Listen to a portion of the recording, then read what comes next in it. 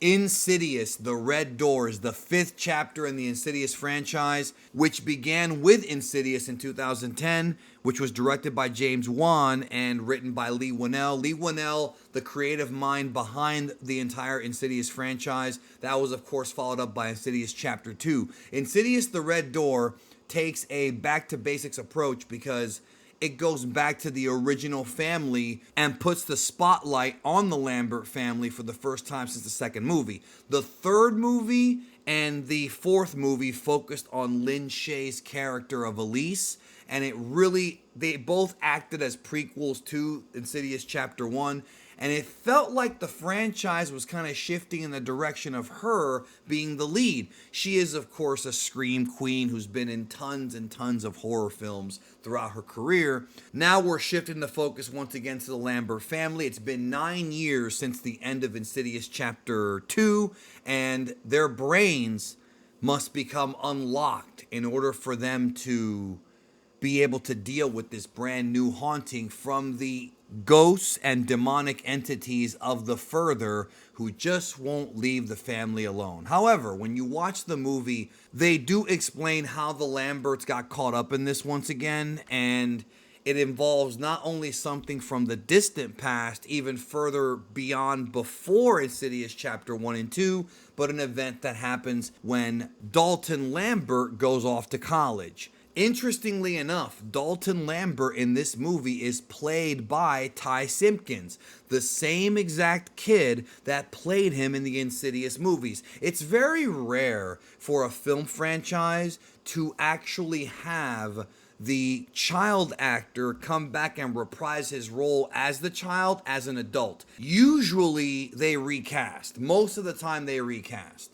And usually they recast because they want an actor that's either more experienced or more polished to play that character again. But in this film, no, they kept it with the original actor who is now an adult. He's 21 now. So it's kind of good timing for this film, almost in a creepy sort of way. Because like I said, it's very rare. It's very rare to see something like that. Now, speaking of going back to basics, he's not the only one to come back. Patrick Wilson reprises his role once again as Josh Lambert, and not just that, but Patrick Wilson's actually directing this movie. So this is Patrick Wilson's first outing as a director, following in the footsteps of people like Michael B. Jordan, who for his third outing as Adonis Creed was both the star and the director. In this film, it's the same thing, where he not only plays Josh in the film, but chooses to direct this movie. And it fits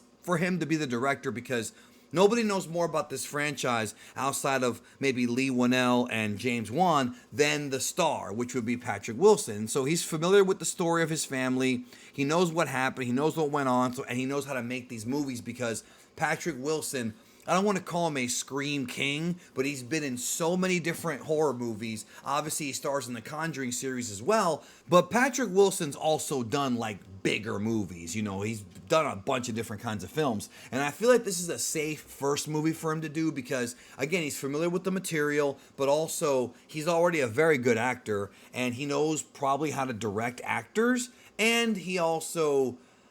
It's good to start doing horror because a lot of filmmakers start with horror because the budgets are usually pretty low, and if the movie flops, it's usually not a catastrophic thing. You understand what I'm saying? This movie in particular, the budget was $16 million. Now, the interesting thing is that might not seem like a lot when you hear about the budgets of movies like Avatar and even The Flash.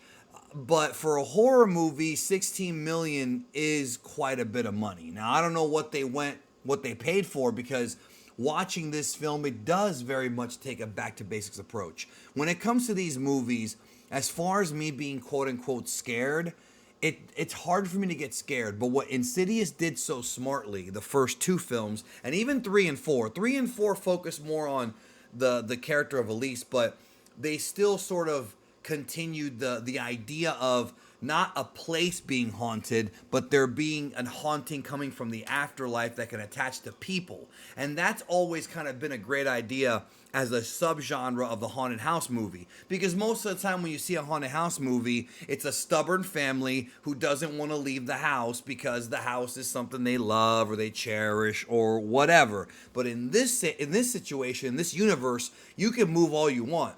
And they established that in the first movie. You can move all you want to. The hauntings are not going to stop until you do something about it. And this movie follows that as well, because in the movie, for the majority of it, the characters of Dalton and Josh are not even in the same vicinity. They do have some scenes together, but they are, one's away to college and one's at his house. And what ultimately brings them together is unlocking this mystery from their past, not just with Insidious Chapter 2, but also situations from even further on in the past. So I'm going to tell you this. I love the first two movies. The third one I think is actually underrated. I know a lot of folks didn't like it. I liked it. I didn't love it, but I thought it was underrated. A step down from 1 and 2, but still good. And I did not like The Last Key. I was not a fan of Insidious 4. However, this movie, thankfully, is better than Insidious 4. I would probably, as much as I don't think it's probably going to be as good as the first two, I don't. 2 had this awesome, Halloween 2 kind of vibe going where you can watch them both back to back and they both tie into each other. With this one, they did tie in, but it wasn't as strongly as with the first 2 films. So I would say that this one's probably slightly below 2 and maybe a bit above 3, but not by much. I think it really kind of goes somewhere in between there. That's the way I kind of feel like about this this movie, Insidious: The Red Door. If you're a fan of Insidious, this is for you, because there's a lot of, especially if you're a fan of the first 2 movies, there's a lot of backstory to that. If you like horror movies, I think it's best that you watch the Insidious franchise first, because they do explain the universe in this movie, but it's only in it's from a YouTube video they find, and it's only for a couple of minutes. Or less than that even, maybe 1 minute. They don't tell you everything. You don't get the nuance of what the family went through in the first 2 movies. So if you're new to the franchise, I would advise you to go watch at least the first 2. You really don't have to see 3 and 4 because Elise's character is not as prevalent in this film as she was in those 2 or even in the first 2. Point blank, she's not the lead in this one, and she's not in it as much as, if you're a fan of that character, you might be let down. She's not in this movie as much as I thought she was going to be. However, there are some pretty interesting cameos in this film that I was not expecting from prior movies. So that to me was refreshing, but it wasn't a member berry. It wasn't like they were hammering in your head, hey, remember this? But again, if you're a new fan, you should at least watch the first 2. 3 and 4 are really done to establish Elise's character and to give her backstory, whereas 1 and 2 really focus on the Lambert family, and this feels like a natural sequel to Insidious Chapter 2, even though there's still a couple of loose ends from that movie that I'm not going to get into here in this video because this is a non-spoiler review.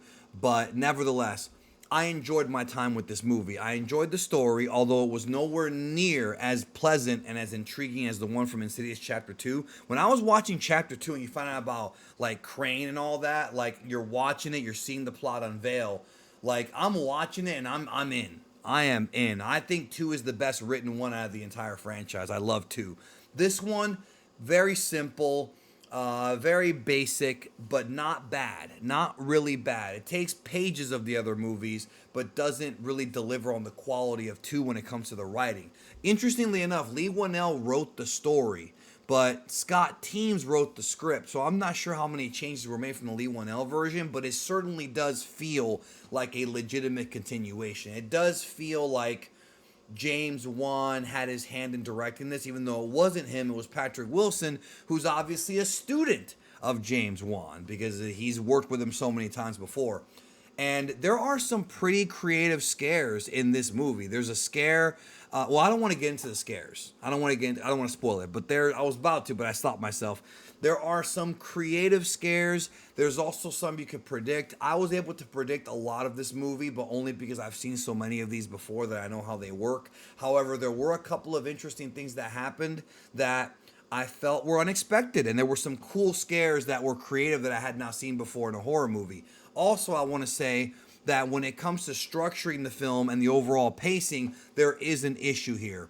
While I think that Patrick Wilson's clearly the lead here, he's clearly the main character, even though it's also his son. You know, it's also Ty Simpkins playing Dalton Lambert.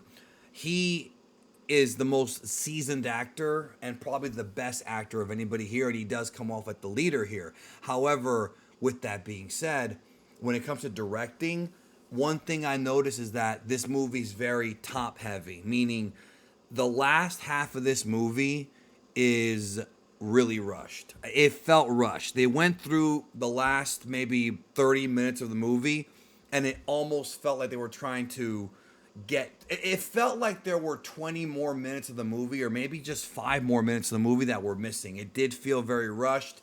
The conclusion I thought was satisfying, even though I still feel like, you know, that there's more they could do. There's certainly more they could do, and it doesn't close off the entire Insidious story at all. Like, the further still exists. You know, these elements are still out there. It certainly, I think, was satisfying for fans of the first 2 movies, but like I said, the last 30 minutes or so felt super rushed. I thought that maybe Patrick Wilson was directing, and maybe he was like, you know, like, we could probably shave that off, keep the runtime down. The movie's only about, you know, an hour and 27 minutes ish, hour 17, something like that. It's not super long, but it's still, it's not over 2 hours, but it's still, you know, could have used that time more effectively, but used a lot of time to build up the story, which I thought was smart, because horror movies have to build up. You have to do the teaser and the payoff. That's how you do it. But I also feel like they could have maybe shaven some stuff here and there, or maybe given the movie a longer runtime. It did feel like the last 30 minutes were kind of rushed. That's just how I feel about it. And also, I'm saying this very confidently. I think that literally they realized, okay, this movie's a bit too long. We got to shave some stuff off. Obviously, we'll know more when the Blu-ray comes out. We'll probably have like more information. But it did feel like the build-up was certainly more than the payoff. They could have done more with the payoff, and they didn't do that much, but what they did was satisfying enough. Overall, I think fans of the Insidious movie franchise will like this one. I am glad that they waited, and I'm glad that it allowed the actor to grow up and we could tell a different kind of story. I'm glad they did, but I don't want to wait 5 years for the next Insidious movie. There's still more they could do. There's still more they could do even with Lin Shaye's character. You know, she's super experienced, and they could do more. They could make more of these movies if they wanted to. But once again, like what I said with The Conjuring, which, by the way, I saw a trailer for The Nun 2, and it does look a lot better than The Nun 1. But like I was saying, I feel like with Conjuring, you have to be careful, because the more sequels you make, the higher probability it is they're not going to be as good. And so far, this movie, for being the 5th entry in this franchise, was a hell of a lot better than a lot of other 5th entries in franchises. Horror can usually pull that off better than other franchises. It just depends. Anyways, y'all, those are my thoughts on Insidious, The Red Door.